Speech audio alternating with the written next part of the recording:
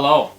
So, in my last video I showed off my project here, the portable console station, and I told y'all, for those of you who are coming from that video, that I would make a video covering sort of the build process of it.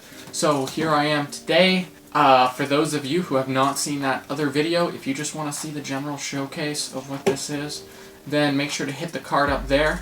But if you want to see the build process, make sure to watch this video, because that's what I'm doing today. I have my laptop here. I've put together a proper compilation of all of the clips which I recorded while I was building it, so that I can show you just the process and the ugly process.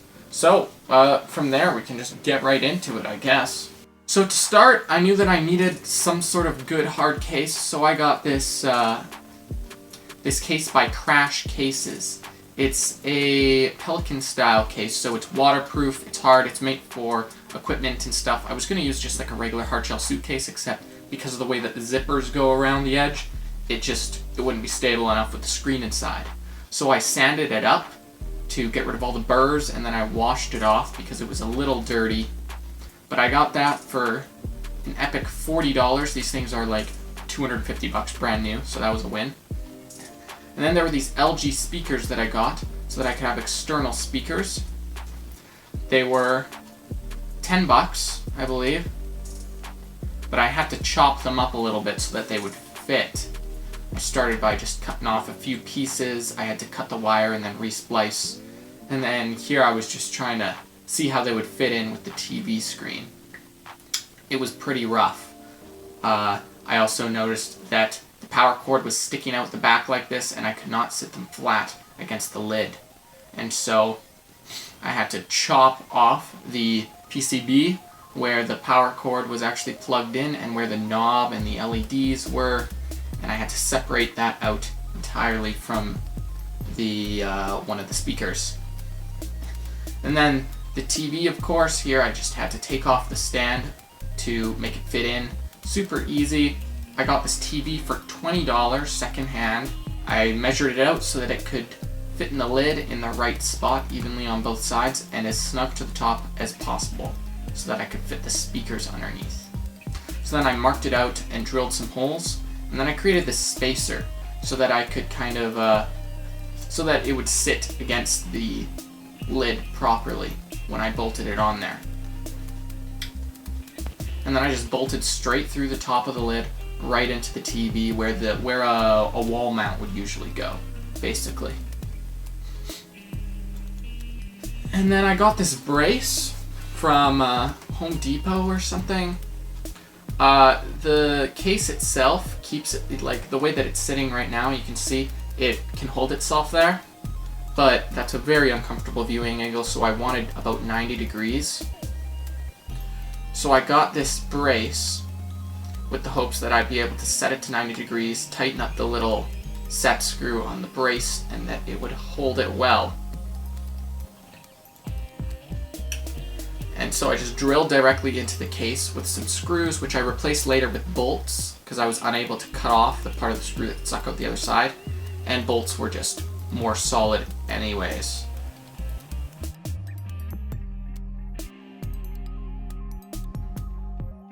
And then I discovered that even if I tightened it the best that I could, or with a screwdriver even, the crappy little plastic screw just wasn't enough to hold the weight of the screen. So later on I found a solution to that, but I decided to move on for the time being. So on to mounting in the console. I created this sort of box thing out of shelf backing. I didn't include that in the budget since it's pretty easy to salvage that stuff. And that's just where all my cords would go, and then the Xbox would sit on top. And then as for strapping in the Xbox, I grabbed some of these, this metal banding with holes in it, with 4 holes across. And I figured I would screw in on either end, and then pass the strap right through the middle. So I had 4 of those, and then you'll see how I put the strap underneath them, and it sort of wraps around everything.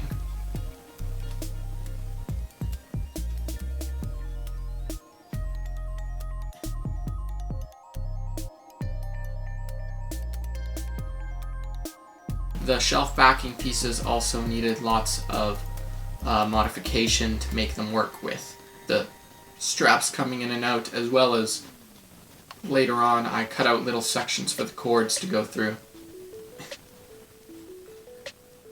And then I packed in all of my cords. My power supply was actually just the same height as the little box, so I wasn't wasting any space there. So I packed that in along with a power bar, was my other big component, so that I could plug everything into it and then just have a single power cord coming out for the whole unit. So then I set the Xbox on top of that. That was kind of difficult to get all the wires lining up properly. And then I clipped it really tight over top so that there wouldn't be any wiggle and it wouldn't crack the screen when the case was closed. And then I had to do some more speaker splicing since I had separated it out a lot and I had to chop them up a lot. I had to splice them back together to make sure that all the cords were the right length for each component to fit in the right spot. And I also had to redo some of the soldering since it was very crappishly done, and when I was moving around the wires a lot, some of them just broke. Now for that PCB that I went ahead and chopped off earlier, I kind of put it back together with a piece of the casing to create a little more of a housing for it so that I could fit it in alongside the Xbox, and that would be its new home.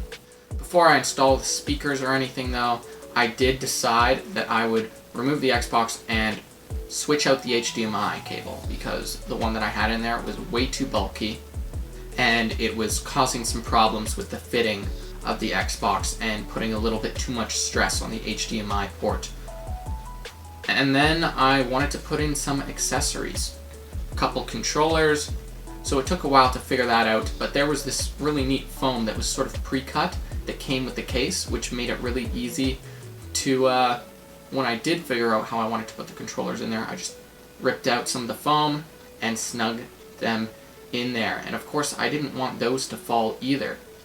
So I marked it out and I went ahead and put in some more of that metal strap so that I could wrap some custom straps around those and keep the controllers nice and snug. So I drilled that in, I made a couple of strips, and then I measured out my straps, and then I put on some snap fasteners.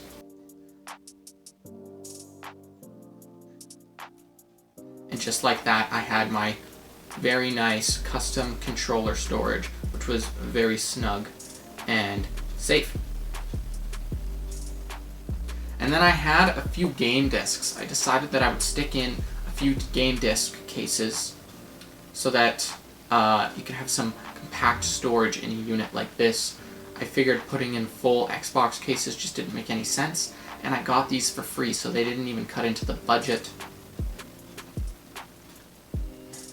And I made another custom strap for those. At this point, when I go to actually hammer the snap fastener, I do it on the floor because I didn't want to wake up my sleeping baby by smacking it with a hammer on the loud bench. And I slot that in, I slot the foam in around it. It's a really nice snug fit, and there I have my game disc storage. And then it was time to mount the speakers, so I kind of just stuffed the knob in there. And then the speakers here, I wrapped some wire around. I know you people who know things about speakers, that probably messes up the way the sound comes through, but it's what I came up with at the time. I stuck some double-sided tape on there because it was just the simplest solution. It was still quite sturdy. And I stuck them right into the lid. I did the exact same thing with the other side. And then later I would sort of stick down those extra cables with a piece of tape because I didn't want to spend too much time on a build of this price range. And then I wanted to make a cover for the input-output of the Xbox. And so I kind of took some of the leftover plastic from the speaker casing rather than creating a whole other little box thing. I threw some zip ties around there. It's super ghetto, super Frankenstein. but I figured it was good enough and it would prevent the HDMI and power cable from being pushed on.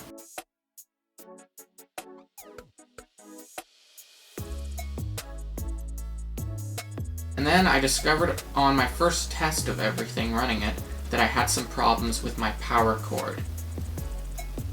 It seemed to be unplugging, but it later turned out that I had to chop it up and splice it back in, which was unfortunate.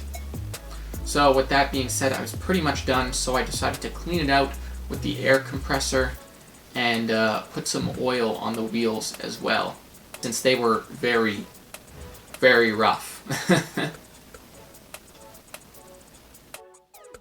And then here is where I did chop up that speaker power cord and try and splice it back in, which did not go so well. It was pretty messed up, and now it actually doesn't even work anymore, so I am going to have to get a new plug for that and splice it in again.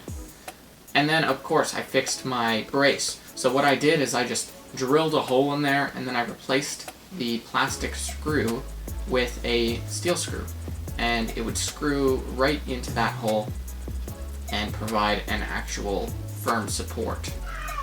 And then I could set it to 90 degrees adequately. So that pretty much wraps it up. If you want to see the showcase of this unit as a whole, just hit the card up there to see that video. Thank you for watching. I hope that you enjoyed. Please like if you think this is cool. Please subscribe to see more interesting projects and some product reviews and all the stuff that I do here on this channel. Please leave a comment as to what you think about this build, maybe what I could have done better. Maybe leave some of your ideas in there. So thank you guys for watching, and I'll see you in the next video. Bye-bye.